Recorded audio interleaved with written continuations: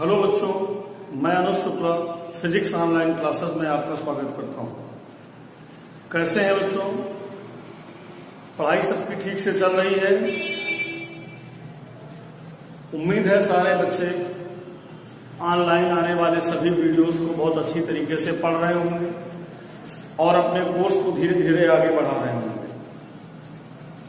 Last term में बेटा हमने ऊष्मा स्थानांतरण चैप्टर का लेक्चर नंबर 2 पढ़ाया था आपको। आज हम लोग ऊष्मा स्थानांतरण में ही लेक्चर नंबर 3 स्टडी करेंगे, राइट। तो लास्ट टर्म पे मैंने आपको पढ़ाया था ताप प्रवणता क्या होती है। ताप प्रवणता के बाद मैंने आपको बताया था ऊष्मा चालकता गुणांक क्या होता है। आज हम लोग बेटा जानेंगे ऊष्मीय प्रतिरोध क्या होता है, थर्मल रेजिस्टेंस। ऊष्मीय प्रतिरोध।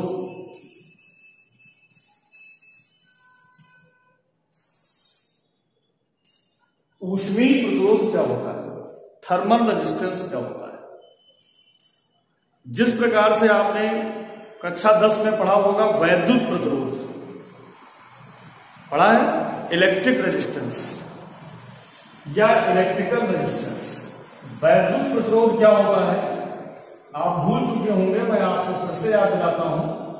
ये कोई चालक तार है और इसको हमने V वोल्ट बैटरी से जोड़ दिया है। ये चालक का A सिरा है और एक चालक का B सिरा है, ठीक। तो इस चालक तार के सिरों के बीच आरोपित विभवांतर कितना है, V, और इसमें बहने वाली धारा कितनी है, I। तो अगर आपसे कहा जाए बताइए इस चालक का वैद्युत प्रतिरोध कितना होगा, तो इस चालक का वैद्युत प्रतिरोध होता है R बराबर V/I। मात्रक होता है ओम। कक्षा 10 में आपको पढ़ाया गया होगा।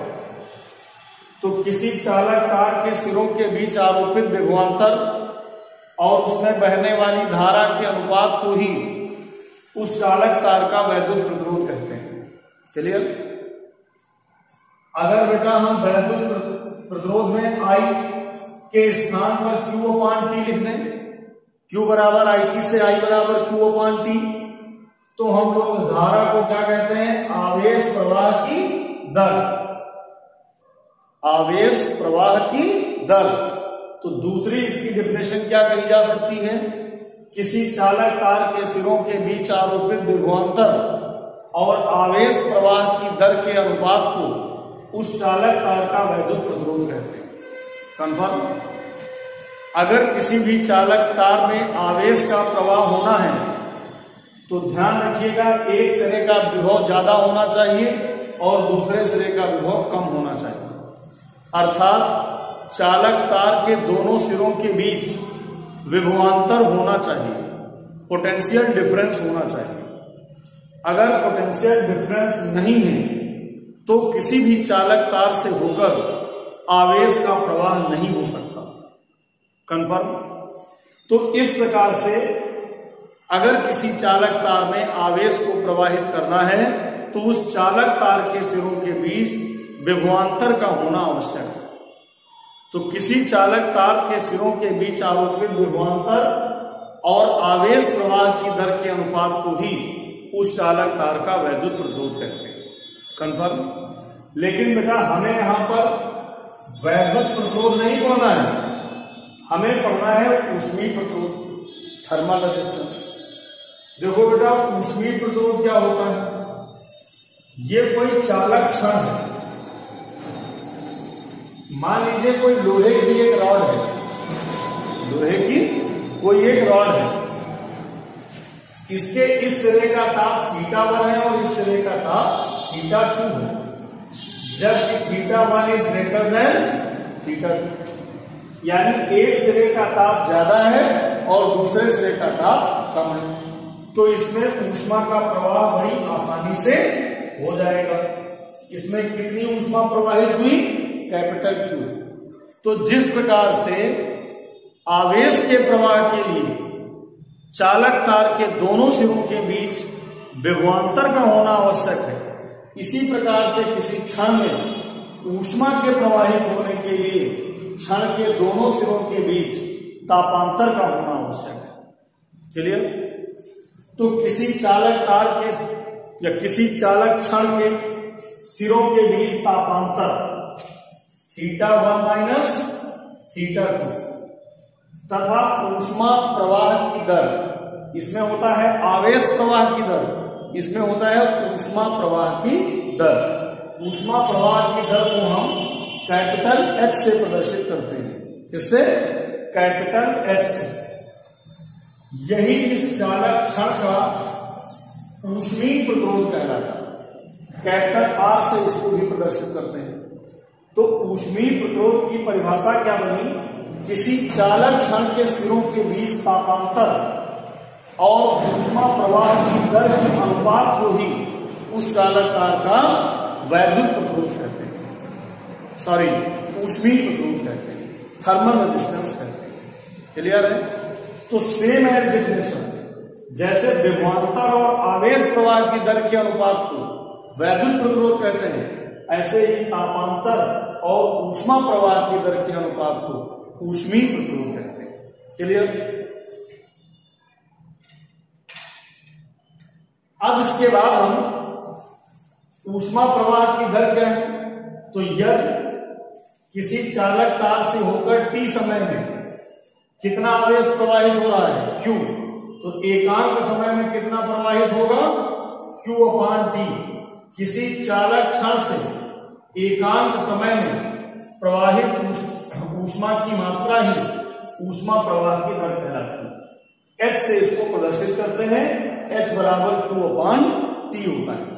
तो अगर हम यहां पर H का मान रख दें तो R बराबर θ1 माइनस θ2 Q/T कहां चला जाएगा? कंफर्म है। अब हम यहां पर Q की जगह पर क्या लिख सकते हैं? तो चूंकि आप जानते हैं Q बराबर होता है KA θ1 minus θ2 upon L into T। Q का मान यहां पर रख दीजिए तो R बराबर कितना हो जाएगा? R बराबर हो जाएगा θ1 minus θ2 into T upon Q की जगह पर क्या लिखेंगे? KA θ1 माइनस θ2 अपॉन L ऊपर चला जाएगा इंटू T। T से T कट जाएगा, θ1 माइनस θ2 कट जाएगा, तो R बराबर हो जाएगा L अपॉन KA। राइट? तो ऊष्मीय प्रतिरोध का एक सूत्र R बराबर θ1 माइनस θ2 बटे H भी होता है और ऊष्मीय प्रतिरोध का एक सूत्र R बराबर L अपॉन K होता है। कंफर्म है सबको? अब देखो, एक यहां पर विशेष नोट ध्यान देंगे सारे बच्चे। एक विशेष नोट यहां ध्यान दीजिए। विशेष क्या है? किसी चालक क्षण के पदार्थ का ऊष्मीय प्रतिरोध उस चालक क्षण की लंबाई के अनुक्रमानुपाती, परिच्छेद क्षेत्रफल के व्युत्क्रमानुपाती और ऊष्मा चालकता गुणांक के व्युत्क्रमानुपाती होता है। मतलब क्या हुआ? अगर किसी चालक क्षण के पदार्थ का ऊष्मा चालकता गुणांक के ज्यादा है तो ऊष्मीय प्रतिरोध कम होगा, और अगर ये कम है तो ऊष्मीय प्रतिरोध ज्यादा होगा। अब किसी भी चालक क्षण का ऊष्मीय प्रतिरोध जितना कम होगा वह ऊष्मा की उतनी अच्छी चालक होगी, ऊष्मा की उतनी अच्छी चालक होगी। और अगर किसी चालक क्षण के पदार्थ का ऊष्मीय प्रतिरोध शून्य हो जाए तो वह एक आदर्श सुचालक, यानी कह सकते हैं 100% गुड कंडक्टर की तरीके से बिहेव करेगी। तो बेटा, किसी भी चालक क्षण के पदार्थ का ऊष्मीय प्रतिरोध शून्य कैसे हो सकता है? अगर K का मान इनफाइनाइट हो जाए। तो एक पूर्ण सुचालक पदार्थ के लिए ऊष्मा चालकता गुणांक K का मान अनंत होता है, इनफाइनाइट होता है। अगर K का मान इनफाइनाइट होगा तो ऊष्मीय प्रतिरोध R का मान शून्य हो जाएगा। इसी प्रकार से किसी पूर्ण कुचालक पदार्थ के लिए, दैट इज इंसुलेटर के लिए, K का मान अगर शून्य हो जाता है तो उसका ऊष्मीय प्रतिरोध बढ़कर अनंत हो जाएगा और उसमें ऊष्मा का प्रवाह बिल्कुल भी नहीं होगा, अर्थात वह क्षण एक पूर्ण कुचालक की भांति व्यवहार करेगा। कंफर्म है सबको? तो ऊष्मीय प्रतिरोध बेटा क्या होता है सबको समझ में आया?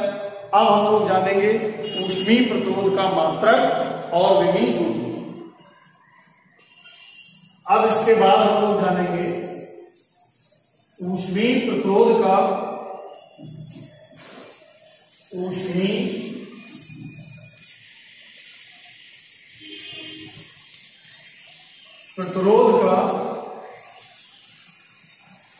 मात्रक एवं विमीय सूत्र।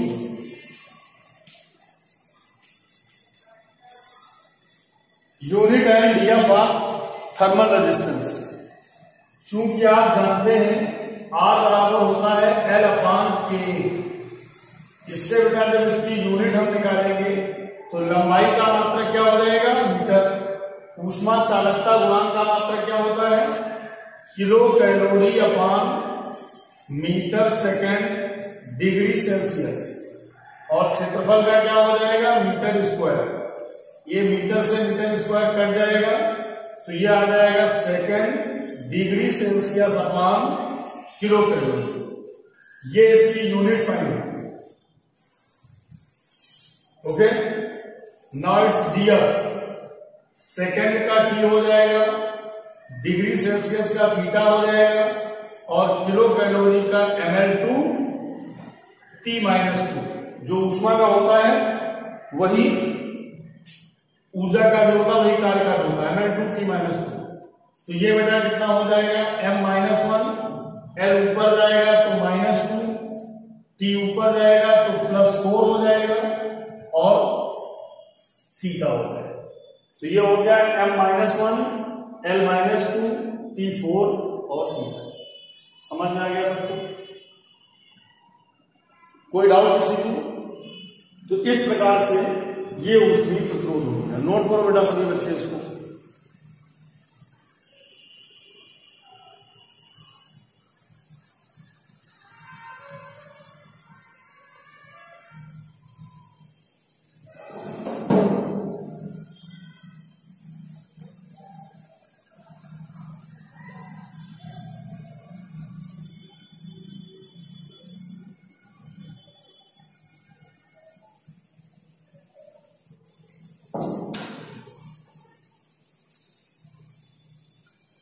नोट हो गया बेटा सबका?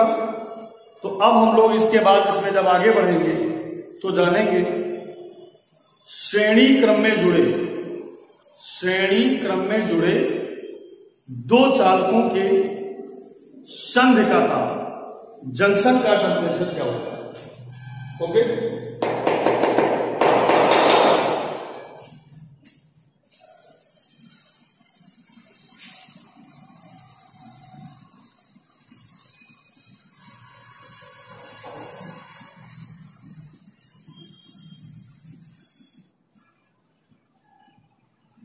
अगला टॉपिक है बेटा हमारा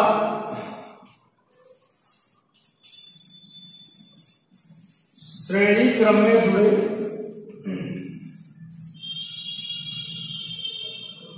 दो धात्विक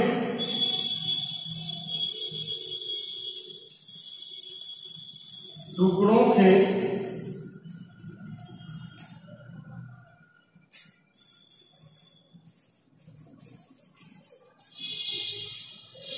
संपर्क तल का ताप।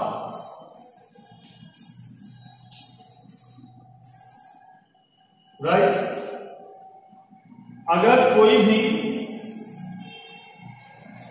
दो धात्विक टुकड़े हैं, मेटेलिक पीस हैं, और उनको श्रेणी क्रम में जोड़ दिया जाए, किस क्रम में, श्रेणी क्रम में, तो उनके संधि का ताप कितना होगा।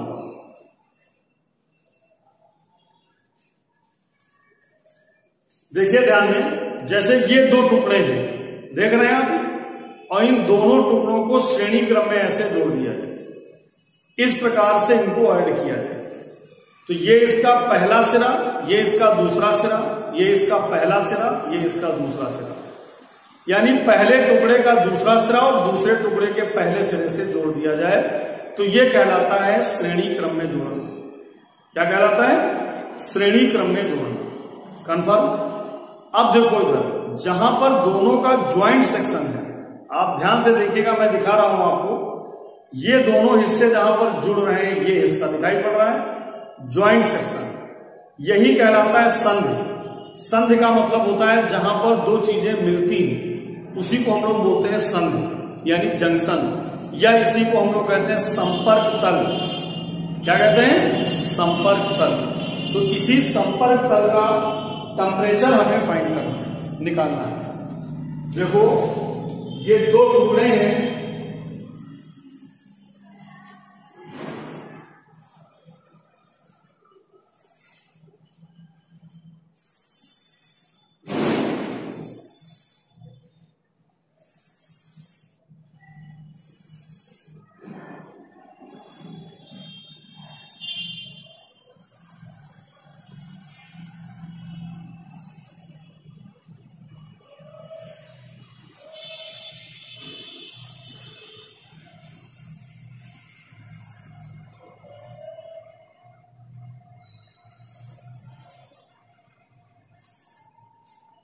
इस प्रकार से बेटा ये दो टुकड़े जोड़ दिए गए, ऐड कर दिए गए, जिनकी लंबाइयां L1 और L2,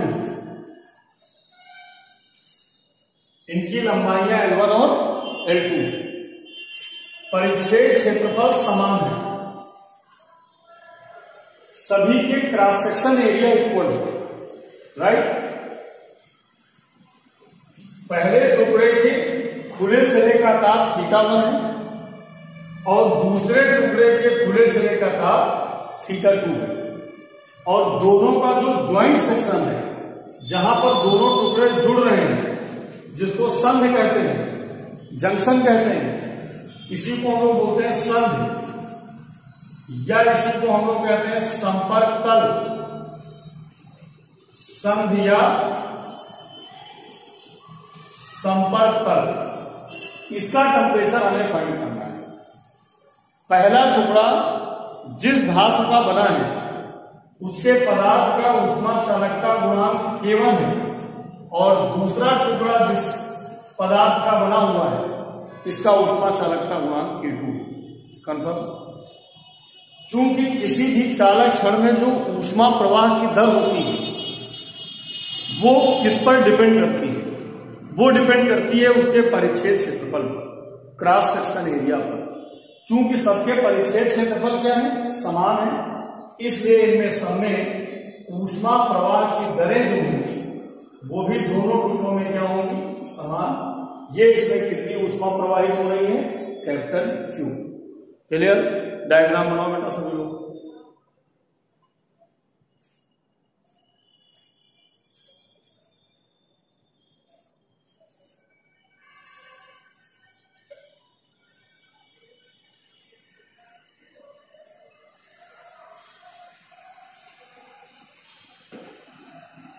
तो डायग्राम बेटा सभी बच्चों का बन गया। श्रेणी क्रम में जुड़े दो धातु टुकड़ों के संपर्क तल का ताप हमें फाइंड करना है, निकालना है। कंफर्म? अब इसको हम लोग ड्राइव करेंगे नेक्स्ट वीडियो में। आज जो भी आपको पढ़ाया गया उम्मीद है सभी बच्चों को अच्छे से समझ में आया होगा। सारे बच्चे अपने वीडियोस को रिवाइज करें, बार बार रिवाइज करें और अच्छे से एक एक पॉइंट को, स्टेप को समझने की कोशिश करें। साथ में अपनी फेयर कॉपी में बुक की हेल्प से नोट्स बनाएं और तैयार करें उसको। क्लियर? तो उम्मीद है बेटा आज का वीडियो सभी को अच्छा लगा होगा। सारे बच्चे इसी प्रकार से ऑनलाइन पढ़ते रहिए और आगे बढ़ते रहिए। बहुत बहुत धन्यवाद। That's all for today.